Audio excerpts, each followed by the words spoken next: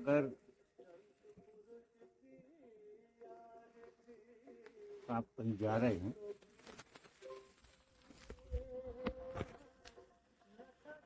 तो जिस जगह पे आप जा रहे हैं वो जगह भी आपको बुला रही है। और एक जो परम नियम है वो तो ऐसा है कि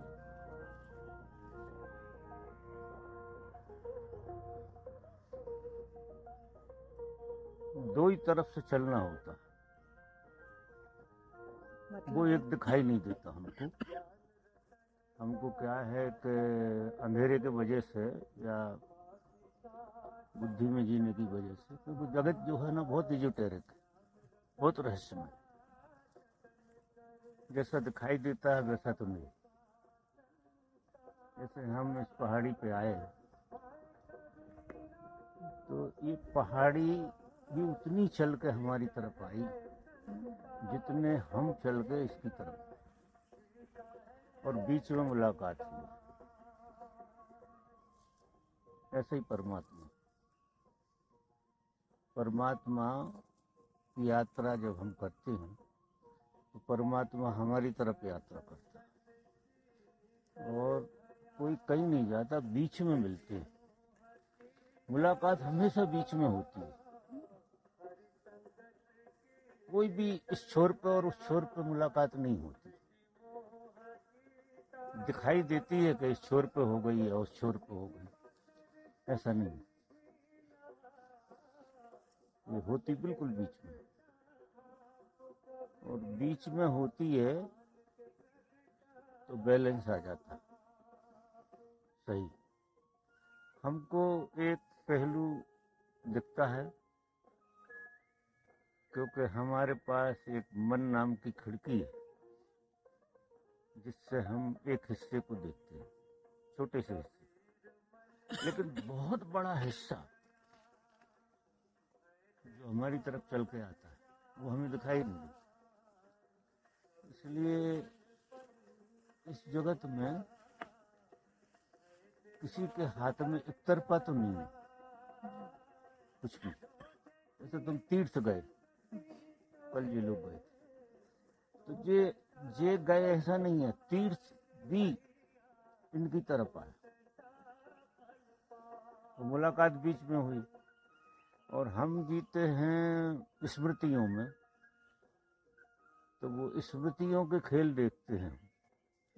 हमें वो रहस्यमय घटना तो दिखाई देती नहीं, तो वो क्या हो, इस तरह से वो मिलन होता है। तो जो बीच में राजी हो जाते हैं वे बड़े मजे में रहते हैं। जो इस छोर की और उस छोर की बातों में फंस जाती है वो सत्य को नहीं समझ पाते।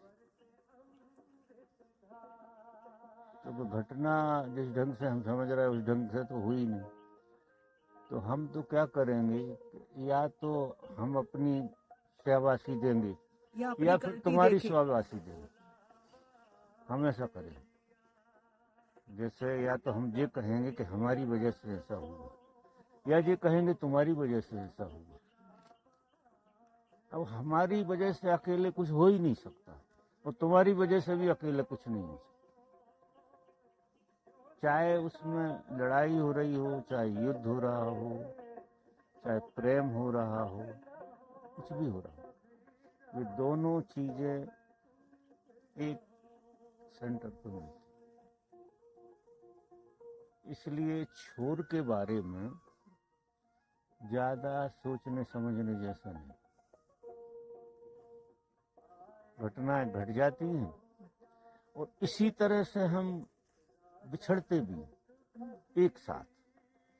कोई चीज बिछड़ती है तो दोनों तरफ से अलग होती है ऐसे, और फैलती चली जाती,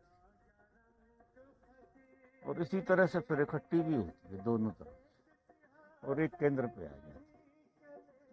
इसमें किसी का कुछ लेना देना नहीं, ये घटना घटती है। आप खड़े होते हैं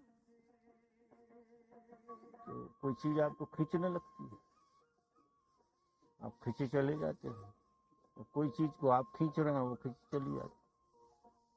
ऐसा खेल चल जो समझ में नहीं आएगा, जो बुद्धि की बात नहीं, बहुत मुश्किल है। इसमें भाव व्यवसाय में भी ऐसा होता है कि ऐसे कोई चीज स्थान अपन लेना चाहते हैं और मैं फंसा हुआ हूँ एक जगह की, एक स्थान अपन लेना चाहते हैं और वो नहीं ले पाए, कोई मकान या ये इस तरह से तो नहीं ले पाए, तो वो ऐसा गिल्टी भाव आता है कि हमारी गलती से ऐसा हुआ है, ऐसा होता है क्या?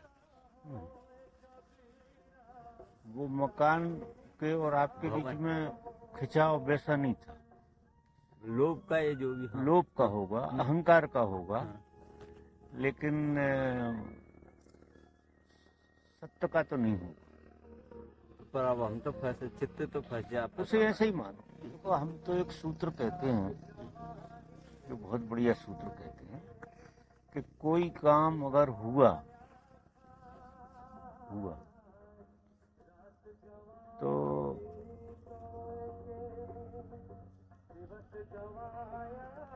ठीक है, हो गया, उसे भी इतनी शाबाशी मत देना,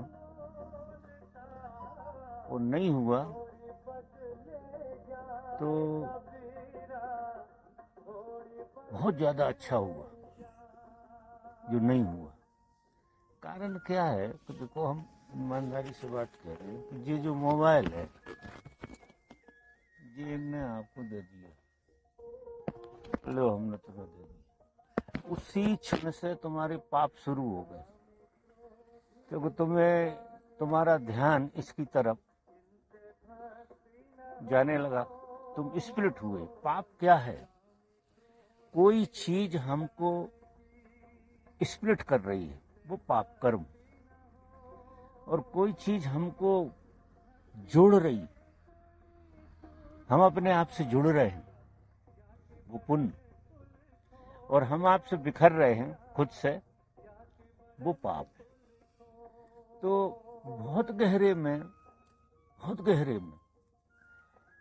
कोई भी चीज आपको प्राप्त होती है आपके पाप के कारण।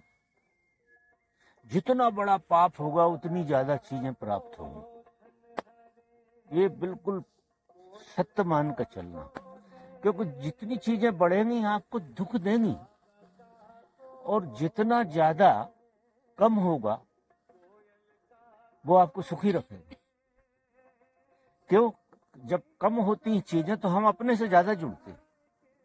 ये साधु बैराग की तरफ क्यों जाते हैं? राजा महाराजा बैराग की तरफ क्यों चले जाते? वो विज्ञान कोई गुरु ने समझा दिया उन्हें कि परिग्रह जो है वो पाप है, परिग्रह, और अपरिग्रह ये पुण्य के कारण होता है।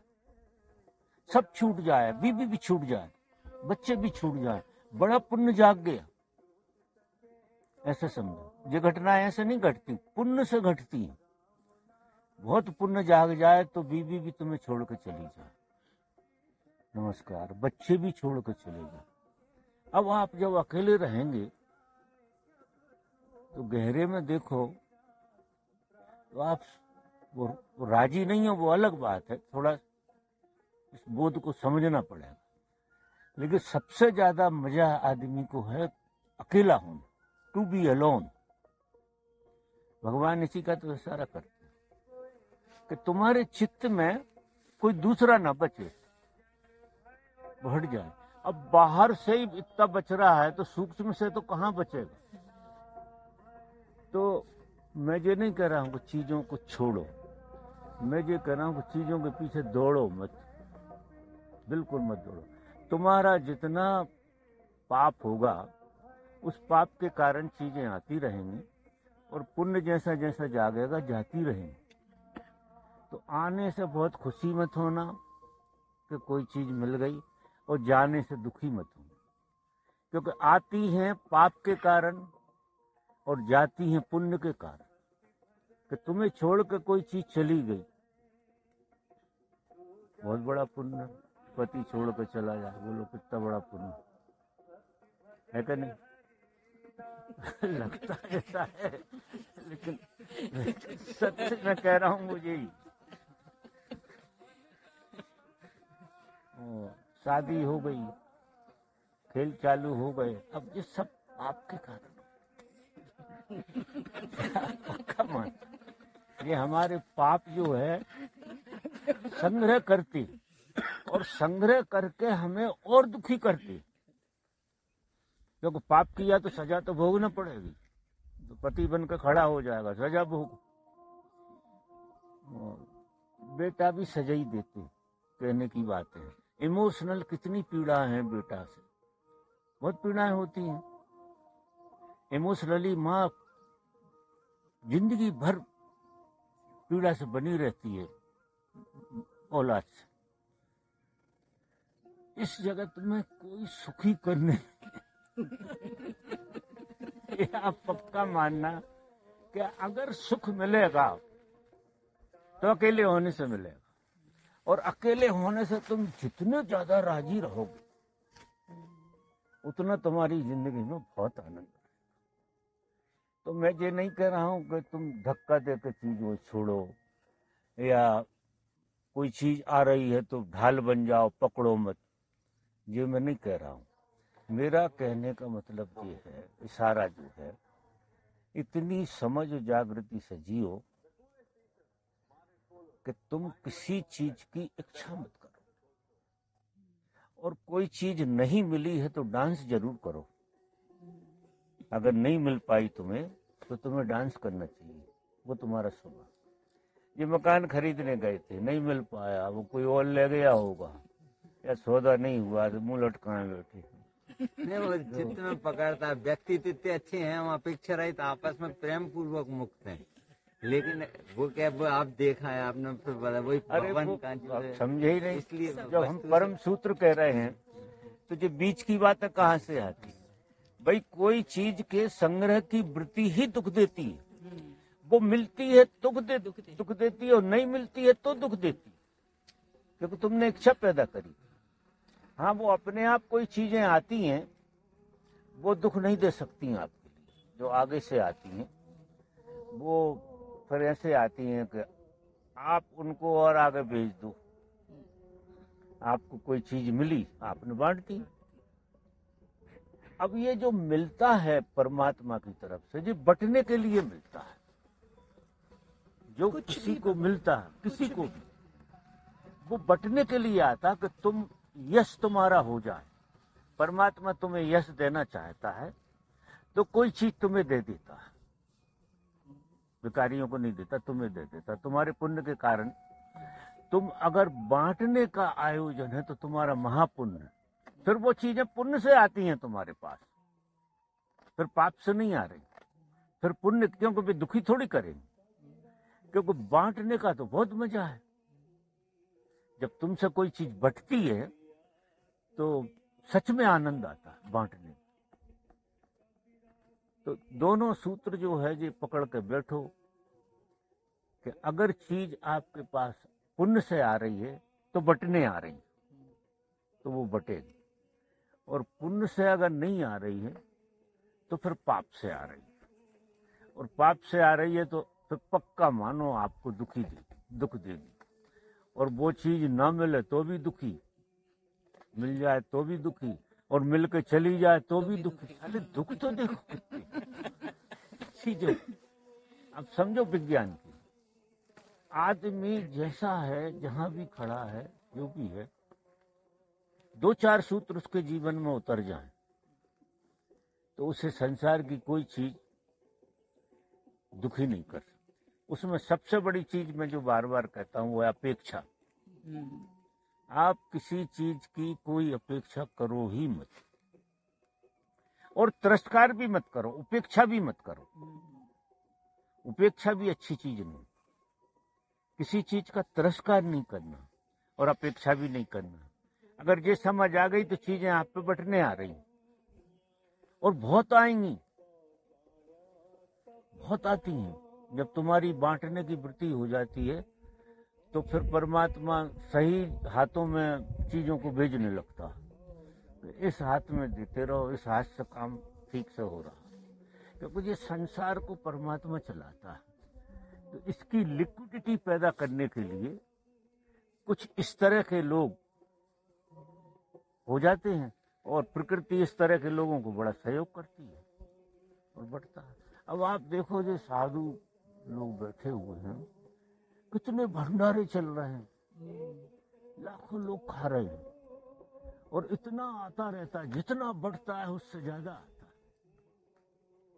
जितना आता है उससे ज्यादा बढ़ता है, उससे ज्यादा आता रहता है, क्योंकि सही हाथों में जा रहा बढ़ता रहता है, चलती रहती है गाड़ी। ऐसा खेल है।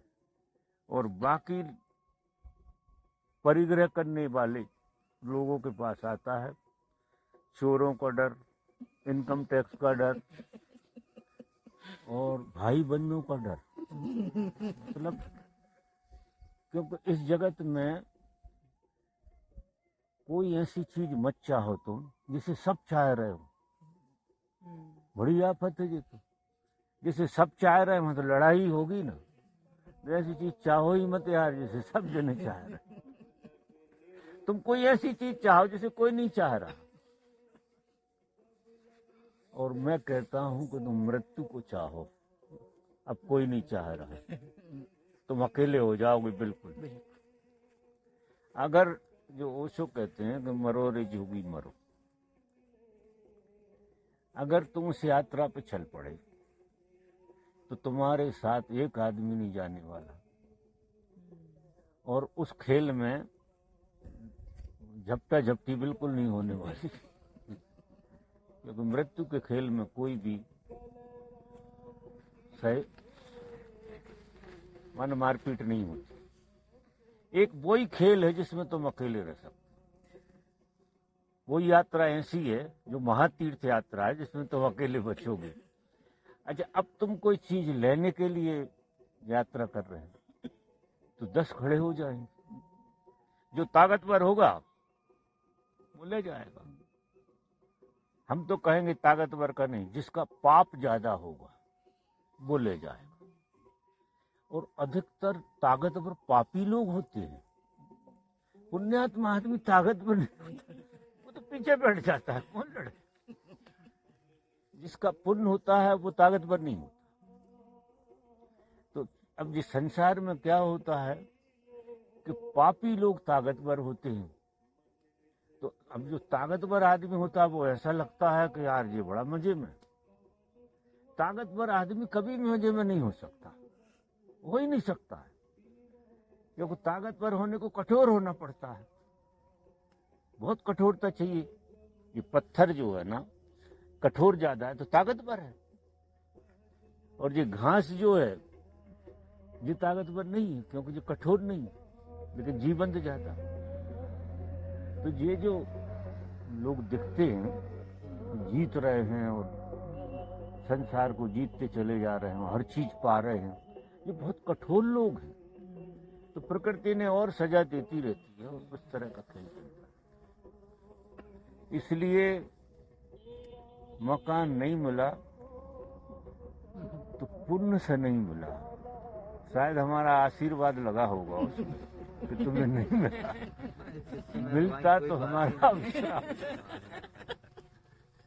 ऐसे सोच समझ के हमारे पास आया कर।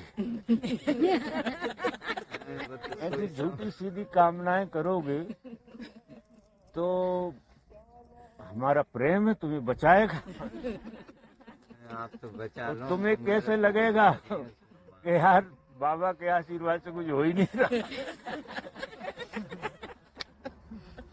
आशीर्वाद हमारे न फले ऐसा तो नहीं होता है, फलते हैं, लेकिन वो किस तरह से फलते हैं वो समझना बड़ा मुश्किल है। चलो नारियल वरियल फोड़ो यार। नारियल किधर है?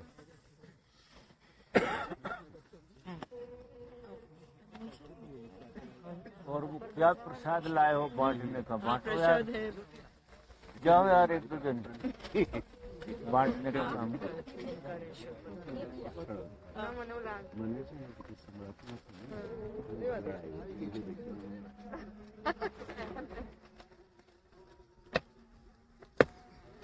वाह,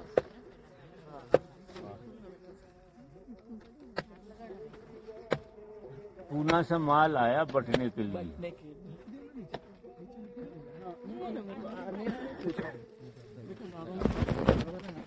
किसी ने मांगा ही नहीं है और आ रहा। मैं तो हाथ लगा दो, नहीं आप खाओ नहीं। मत खाओ। मेरे खाना खिलाने का काम। हाथ ही लगा दो, बहुत हो गया। ये बांट दो ना। हाँ बेटा, हाँ इसमें बांटना। हाँ।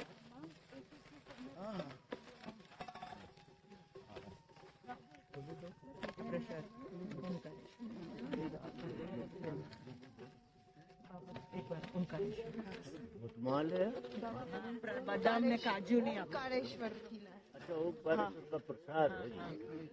बादाम ने हाँ बादाम। जो खाने लायक है मेरे, हाँ वो उठा लेता हूँ। ये कहाँ का ये प्रसाद? ये यहीं।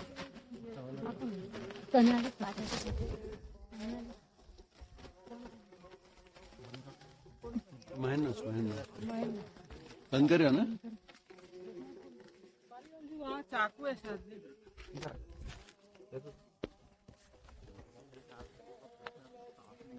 आप खड़े होते बह जाते। और वो उन लोगों के बीच रहना, मतलब इसलिए संतों की बातें डेली सुनना चाहिए, क्योंकि तुम उन लोगों की बातें सुनते हो तो चित्त तुम्हारा वैसा हो जाता, वो बहल है। नहीं, ये साधना करते हुए उन लोगों के साथ तो रहना पड़ता है। तब जब जाते हैं तो वो लोग हमको पागल समझते हैं। वो तो बड़ा अच्छा है, पागल समझते स्वीकार कर और लो कि कभी कभी हमको लग भी जाता है कि हम कहीं पागल तो है ही। पागलों का काम तो है ही, समझदार लोगों का काम नहीं है। समझदार लोग बाहर बैठे हैं, दुखी सुखी हो रहा है। मस्ती में रहना तो पागलों का ही काम है, तनाव में रहना समझदारों का काम। और अब तो हम उस तरफ तो जा ही नहीं सकते बाबा, वो उन लोगों के पूरे उल्टी दिशा में तो जा ही नहीं सकते। प्रसाद खाओ अभी तो।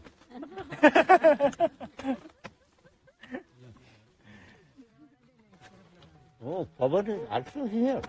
Surprise.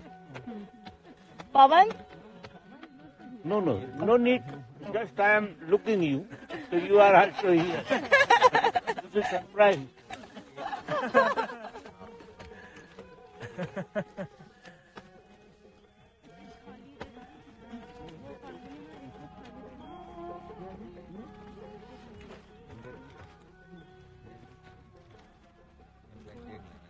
दो ढाई साल के बाद आप बाबा कुछ रेगुलर हुआ। 2-2.5 साल के बाद ऐसा कुछ माहौल जमने लगा कि आप खुले में ऐसे घूमने आओ। बाबा वो भी हम सबका पुण्य होगा ना। आपको ऐसे स्वस्थ देख के बैठ के बात करना, ये भी हम सबका पुण्य होगा। आप लोगों का प्रेम है, इसलिए लौट के गंगा बह जाती है। सब डरे हुए रहे थे, 1.5 साल तो सब डरे रहे थे।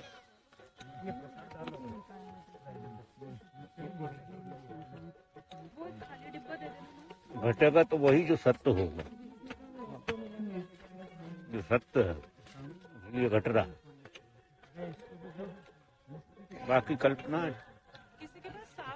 पर बाबा जो ये सूत्र है ना, जो घटा, आप कई बार बोलते हो, जो घटा वही सत्य, जो हुआ वही सत्य। सब कुछ जैसे हो रहा है या अस्तित्व तुमसे करवा रहा है, पर जीवन के कुछ चीजों में ऐसा भी दिख रहा है बाबा कि हमारी चाह भी है, हमारी तैयारी भी उसमें चाहिए, अस्तित्व में उस तरफ। कोई इच्छा भी नहीं, इच्छा भी प्रकृति कराती, इच्छा भी प्रकृति करवाएगी और हमें तैयार भी प्रकृति करेगी अगर हमें कहीं पहुंचना है यहाँ से। तुम तो बीच में मत रहो, बस सब हो रहा है,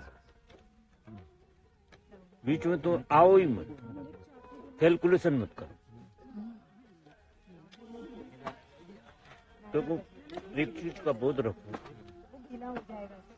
तुम कर नहीं रहे तो तुम हो ही नहीं, करोगे कहां से?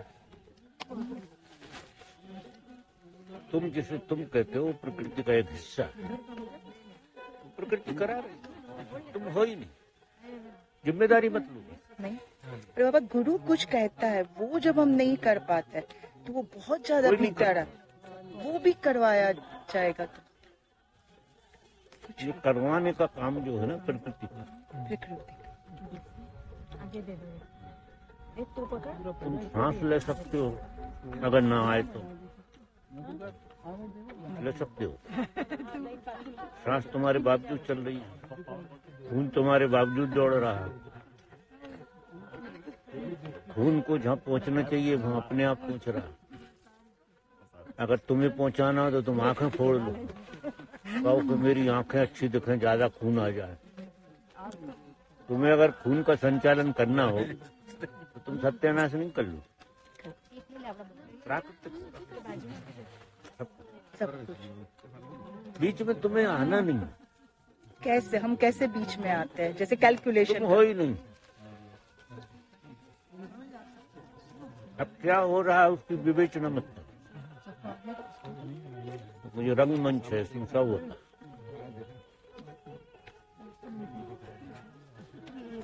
पर गुरु जब कुछ करने को बोले शिष्य को, गुरु जब कुछ शिष्य को करने को बोले और हम जब वो वही ना, प्रकृति कराती, पर हम वो ना कर पाए या जो ना भी कर पाए प्रकृति कराती। वो भी प्रकृति करे।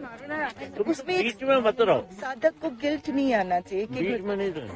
बीच में नहीं। माल खाओ।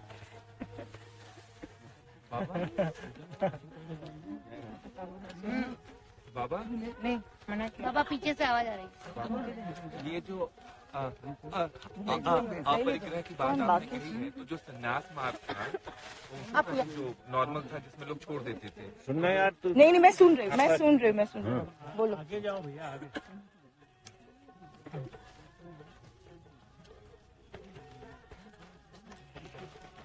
बाबा ये कह रहे हैं अभी जो आपने कहा अपरिग्रह की बात, तो जो संन्यास मार्ग था जिसमें कि लोग छोड़ के फिर संन्यास धारण कर लेते थे, तो क्या वो उचित था, या जैसे हम लोग रह रहे हैं उसमें अपरिग्रह साध जब नहीं? आप रह रहे हो उसमें वृत्ति को हटाओ।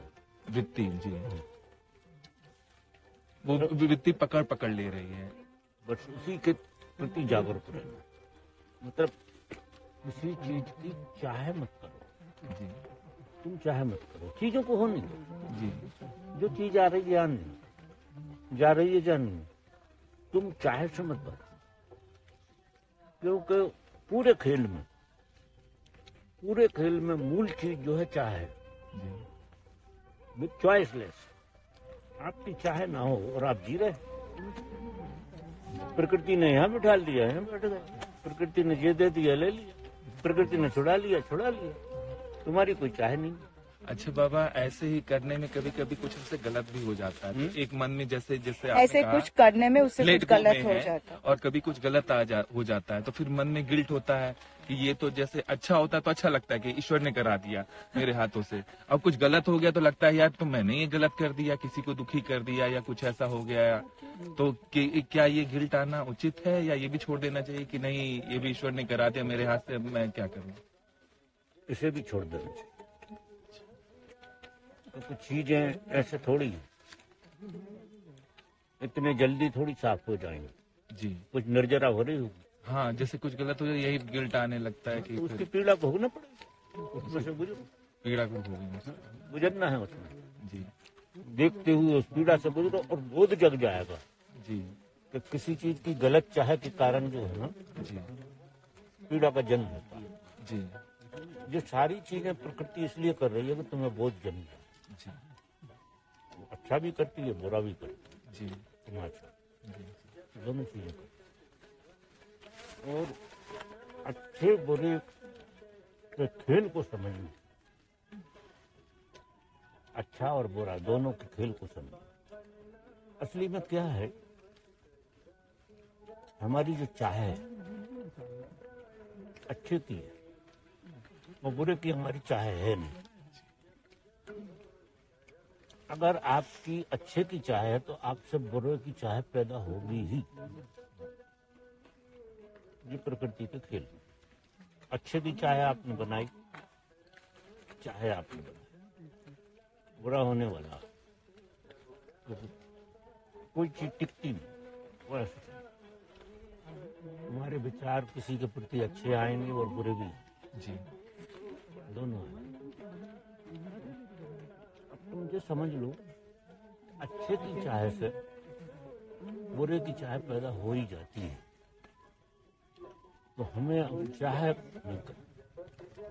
अच्छे की न बुरी। अच्छा भी पैदा होगा आपसे और बुरा भी। जब तक तुम्हारे अंदर ऐसा लग रहा है कि तुम कुछ अच्छा कर रहे हो, जब तक पक्का मानना तुमसे बुरा भी हो, क्योंकि तुम्हारी चाह थी अच्छी थी। तुमने अच्छे को रोकना चाहा और बुरे को धक्का देना चाहा। अच्छे और बुरे दो चीजें नहीं है, ये जगाने का एक आयोजन है कि तुम दोनों से मुक्त हो जाओ। हम हमेशा एक चीज से मुक्त होना चाहते हैं और एक को हम अपने पास रखना चाहते हैं। यही विडंबना।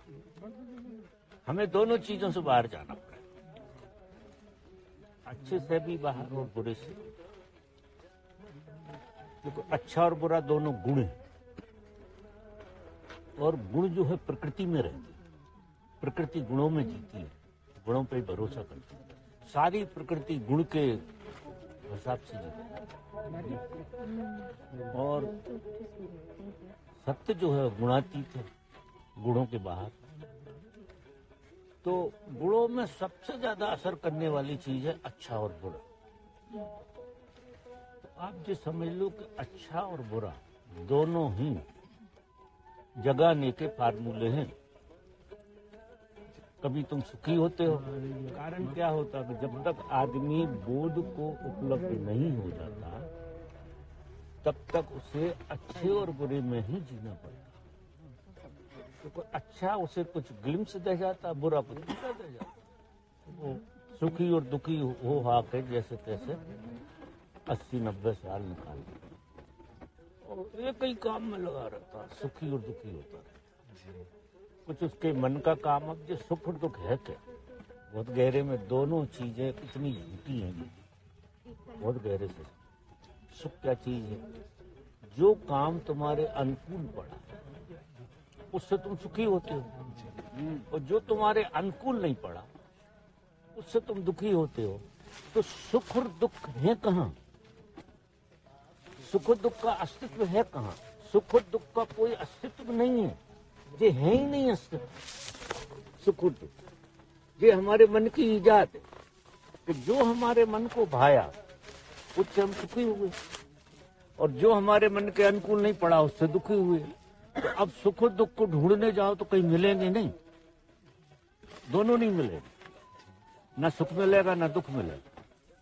लेकिन प्रकृति की रचना में जिस तरह से प्रकृति ने रचना की है उसमें माया ने सुख और दो चीजें डाल के आपको फंसा कर रखा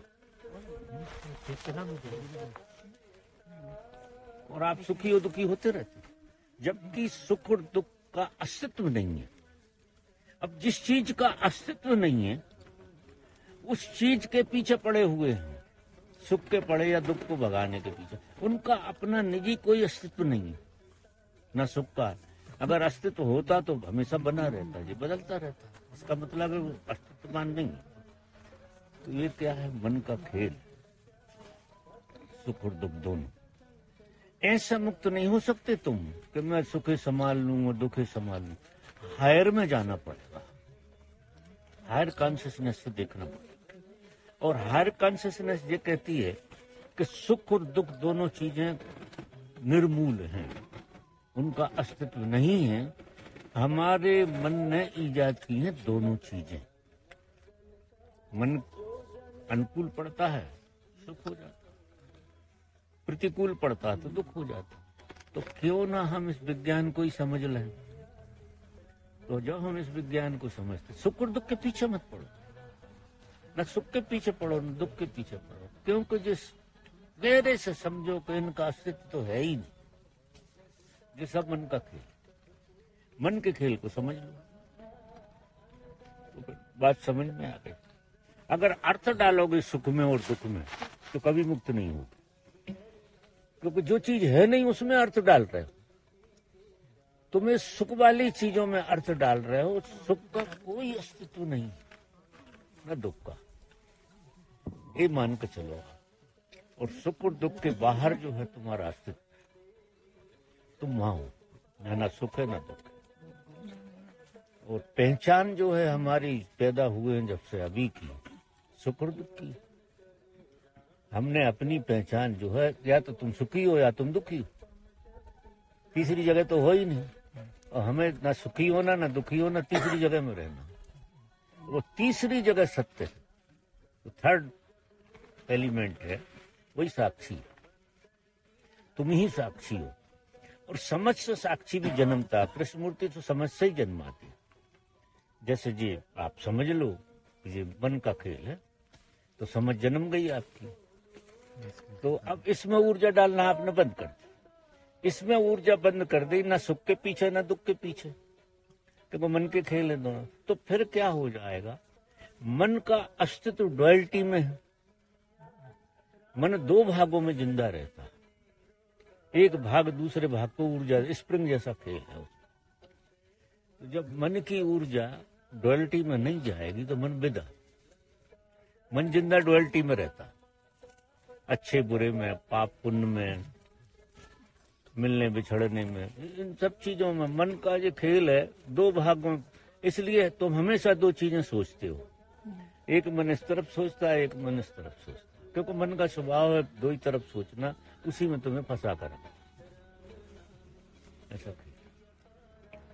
तो विज्ञान समझो, मतलब चीजों को जहां हो रही हैं वहां कोई हल नहीं निकलने वाला कि तुम पाप करने लगो, पुण्य करने लगो। ऐसा कोई आदमी ढूंढना मुश्किल है जो पुण्य ही पुण्य करे, पाप करेगा ही। ऐसा पापी ढूंढना मुश्किल है जो पुण्य ना करे, क्योंकि पुण्य को ऊर्जा पाप देता है, पाप को ऊर्जा पुण्य देता है। मजा जी है, अच्छे को ऊर्जा बुरी देती है। वो सब गोरख धंधा है, गजब का गोरख धंधा। इस गोरख धंधे से बाहर आने का तरीका ये है कि ये मन का खेल है, और इस खेल की विवेचना करना बंद कर। विवेचना मतलब बाबा? व्याख्या। ना अच्छे की व्याख्या करो ना बुरे की व्याख्या करो, इन दोनों को समझो जो मन का खेल है। तो आप हवा में उड़ो, इतने मजे में रहोगे, इसका कोई हिसाब। मतलब जीवन जीना दो चार सूत्रों से भी शुरू कर दे। बस आपको सूत्र अगर पकड़ में आ गए तो आप लंका दहन हो गई, जीत गए लंका। ऐसा खेल चले। बाबा एक प्रश्न था, उन्होंने उस दिन पूछा था ध्यान मार्ग और प्रेम मार्ग। जैसे मेरा ध्यान मार्ग है तो हमें बीच बीच में जैसे भक्ति भजन है, क्योंकि यहाँ भक्ति भी तो दोनों मन के खेल तभी मैंने स्पष्ट किया, दोनों मन के खेल जी। आप पक्का मानो, एक अवस्था में जाके ज्ञान भी झूठा है, भक्ति भी झूठी जी, ये सब मन के खेल। तो अब ध्यान करते हैं तो फिर खुद ही रहते हैं, स्वयं ही हम हैं, लेकिन जब आप कीर्तन होता है तो दूसरा हो जाता है। ही खेल है जी, तो फिर आप धीरे धीरे बाहर होने लगो।